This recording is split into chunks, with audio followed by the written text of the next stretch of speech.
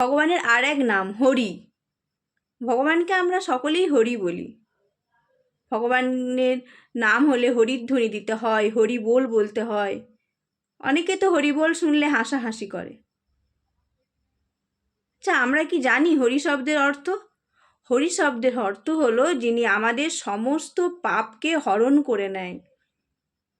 দেখবেন ভগবানের ভক্তরা ভগবানের সামনে হাত তুলে হরি বল দেয়।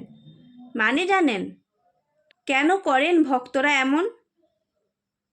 ভগবানকে মাথা নুইয়ে প্রণাম করলেই তো হয়, হাত তুলে হরিবোল দেওয়ার কি আছে? হাত তুলে হরিবোল দেওয়ার মানে সেই ভক্ত ভগবান শ্রীকৃষ্ণের কাছে সম্পূর্ণভাবে আত্মসমর্পিত হচ্ছেন, নিজেকে ভগবান শ্রীকৃষ্ণের চরণে আত্মসমর্পণ করছেন। আর ভগবান শ্রীকৃষ্ণ সেই ভক্তের হরিধ্বনির মাধ্যমে সেই ভক্তের সমস্ত পাপ হরণ করে নিচ্ছেন। তাই তো ভগবান শ্রীকৃষ্ণ হরি